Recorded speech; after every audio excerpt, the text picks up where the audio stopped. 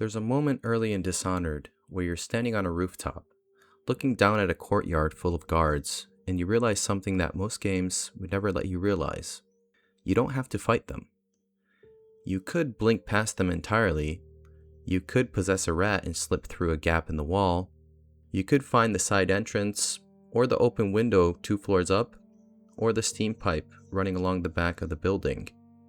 You could take out one guard, leave the other, walk straight through the front, or you could drop down and just handle it. Every option is real. The game isn't guiding you towards one, it's just watching. That feeling, that sense of a world that will absorb whatever you decide to do, is not an accident. It's the result of a very specific set of decisions made by a small studio in Lyon, France, who came within weeks of shutting down entirely before they ever got the chance to make it. This is Dishonored, and I want to talk about what it actually is. Arkane Studios was founded in 2002 by Raphael Colantonio in Lyon. The studio had a clear identity from the start. They wanted to make what the industry calls immersive sims, games where the world functions like a coherent system and the player is free to interact however they see fit. The lineage goes back to Thief, to Deus Ex, to System Shock, games that trusted players to figure things out rather than walking them through it step by step. The problem was that by 2009, nobody was funding that kind of game anymore. Arkane had shipped 2 games, Arx Fatalis, The Dark Messiah of Might and Magic, both of which had strong cult followings and difficult commercial lives. By 2009, they were essentially out of money. The studio had pitched The Thief reboot and Blade Runner-inspired game, neither of which got greenlit. They were weeks away from closure. Then, Bethesda Softworks acquired them. It's one of those moments in game development history that's easy to gloss over, but it matters enormously for what Dishonored became. Because Bethesda didn't just provide funding, they provided, for the first time in Arkane's history, genuine creative freedom. The brief was essentially, make the game you've always wanted to make. What they made was Dunwall, a city that exists somewhere in kind of a dream version of the late 1800s. Part Edinburgh, part London, part something that could only ever exist in a painting. The art director was Viktor Antonov, who had previously designed City 17 for Half-Life 2. And alongside Arkane art director Sébastien Mitton, he built something that I think is genuinely unlike anything else in games, what became known as the whale punk aesthetic. The logic of the world is this: whale oil is the dominant energy source. It powers everything. The arc pylons, the walls of light, the lamps on every street corner. And so the city has built itself around whaling. The processing rigs sit out in the harbor. The whale carcasses wash up, get stripped, get rendered down.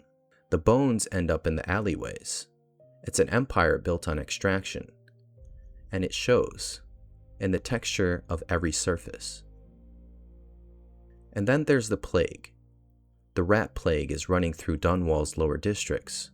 The streets are strewn with the affected. The wealthy districts have guards. The poor districts have the disease.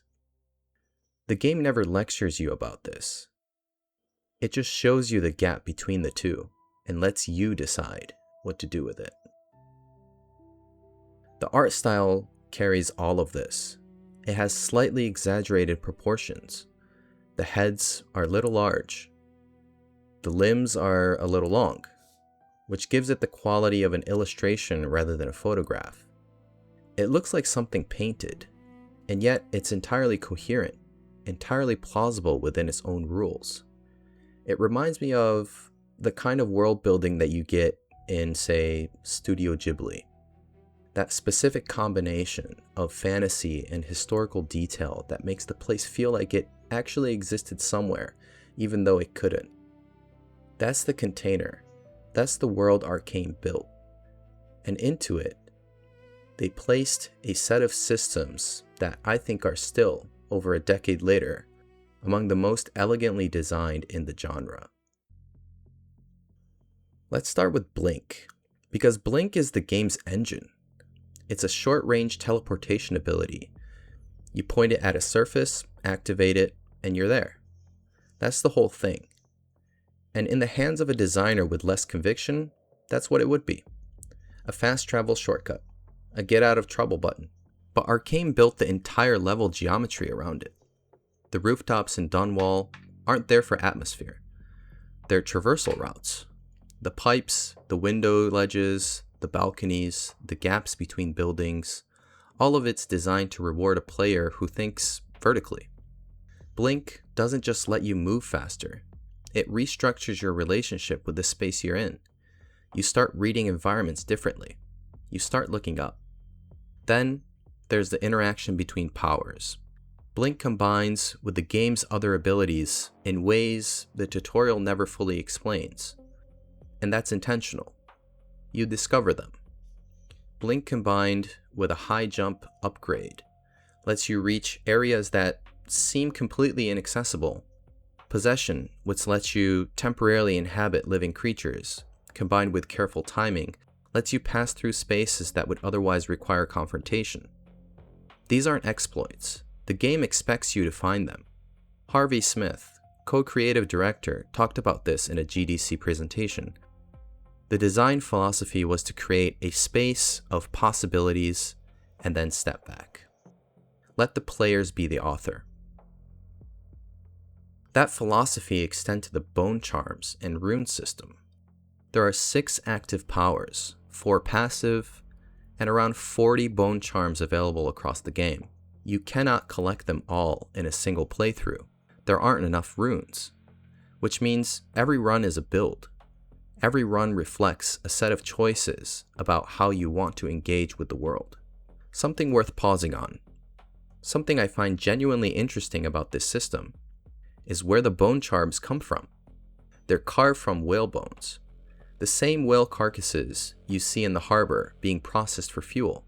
The same industry that powers the Arc pylons also produce the supernatural artifacts you use to upgrade your abilities. There's something quietly unsettling about this connection. The Empire extracts everything from these animals, energy, material, and now, through the Outsider's mark, something stranger. It's not explained. It doesn't need to be. It just sits there as part of the world's internal logic. The violence mechanics deserve their own moment. Dishonored has what I'd call a considered brutality. It gives you options that are genuinely striking in the context of the world's aesthetic. The world looks painterly, almost literary. And then it shows you what your choices actually look like when carried to their conclusion. The various outcomes for the game's assassination targets, the aftermath of high chaos run through the city, it's not there for spectacle. It's a deliberate contrast. The game is showing you that this world is not as beautiful as it looks. The decay is real. The consequences are real. And then there's the heart. The doom of Pandysia has come to the city. The river rushed in when the barrier broke. The whole district went dark. I will be glad to rest. At the academy, they cut the flesh of the dead and trap the lightning from the sky. Why am I so cold? The heart is, on a functional level, a rune detector. You hold it out, it pulses faster as you approach supernatural artifacts. It tells you where to look. That's the mechanic. But the heart is also a person, or something that was a person, and it speaks. It has opinions about the world, about the characters you encounter, about Corvo himself. It has an agenda that the game never fully explains.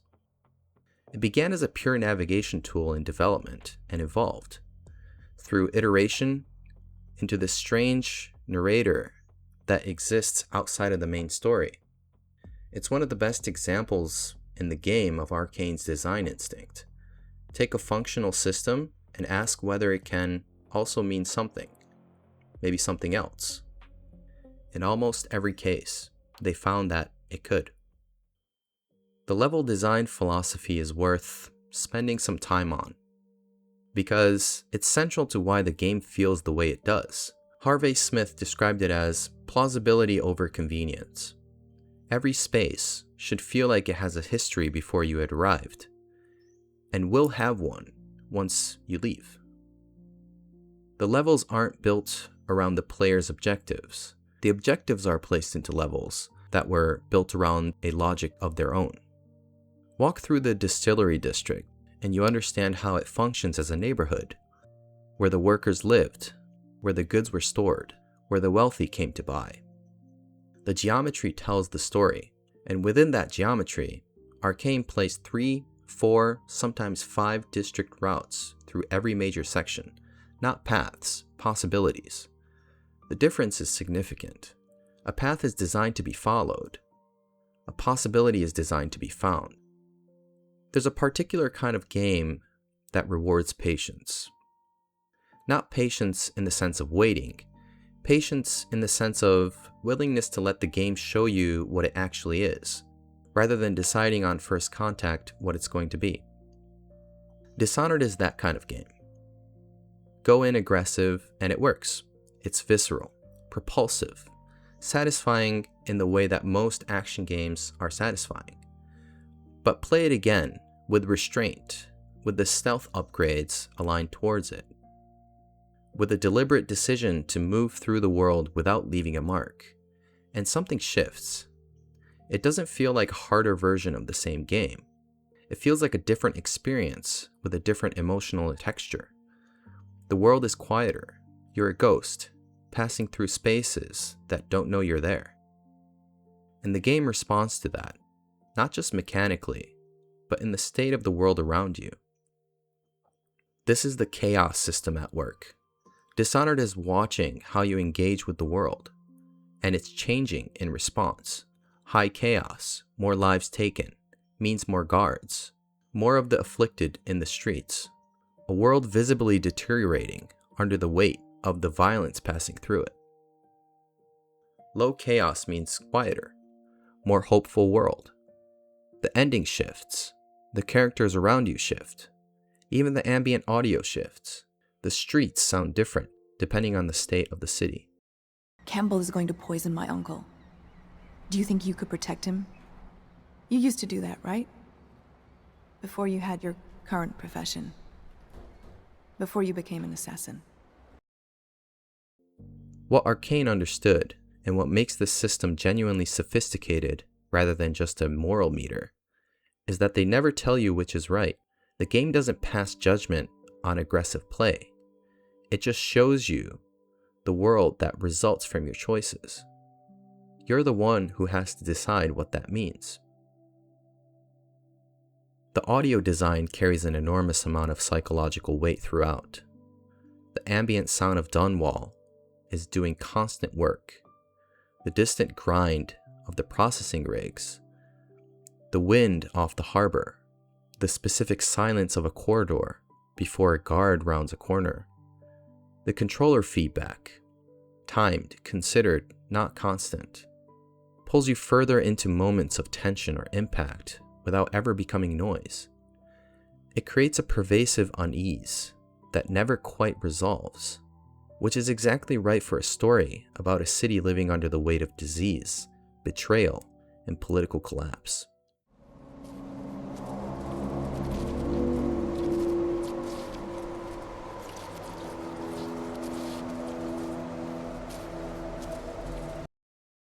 The story structure has the architecture of a novel. Betrayal, trust, the plague, the empire. Corvo Otano is a bodyguard framed for a crime he didn't commit. Stripped of everything, given supernatural power by a being of unclear intent, and sent back into a world that has moved on without him. It's a story about what loyalty costs, what justice looks like when the institutions meant to provide it have failed, what you're willing to do, and what that doing turns you into. The game achieves something that very few action games manage, which is genuine investment in the outcome. You feel the weight of the choices, not just the mechanical consequence.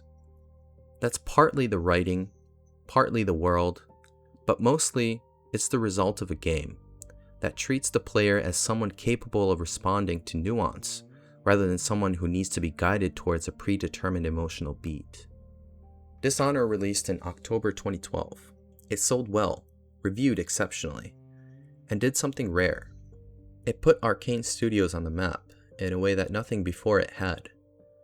Not just as a studio that made interesting games, but as a studio with a specific vision, a voice, an aesthetic that was recognizably theirs. You can trace that vision forward clearly. Dishonored 2 expanded the systems. Prey took the immersive sim structure and pushed it further into science fiction. Deathloop took the bones of Dishonored's power combination philosophy and built a time loop puzzle around it. The DNA is visible across all of them. It's worth being honest here. Arkane's recent output has attracted real criticism. The kind that comes when a studio's ambition and its execution don't quite land in the same place. That's a conversation happening in the wider community right now. And it's a fair one. But I think it's a conversation that makes more sense when you understand what Arkane actually is capable of. And Dishonored is the clearest possible evidence of that. Studios have difficult chapters. The ones worth following are the ones who've already shown you at least once exactly what they can do when everything comes together. Arkane has shown that. This game is the proof. The fanbase that formed around Dishonored is one of the more thoughtful communities in games. People who complete ghost and clean hand runs, who map every route, who debate the lore of the outsider with genuine investment, almost as shorthand for a certain era and a certain feeling. What Dishonored did that has stayed with me, across time, across everything that's come since, is that it gave me a world I wanted to understand, not just play. The bone charms carved from whale bones, the heart whispering things it shouldn't know, the chaos system reflecting my choices back at me without commitment or judgment. It added up to something coherent in a way that's genuinely rare. Every system felt like it grew from the same root idea.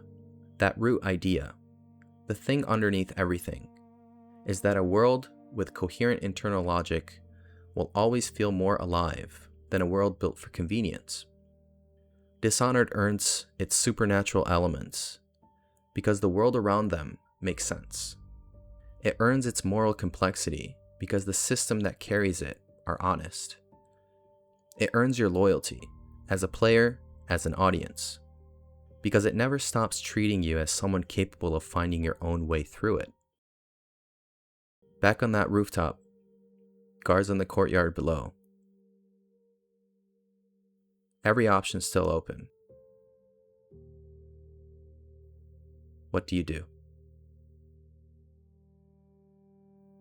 Thanks for watching.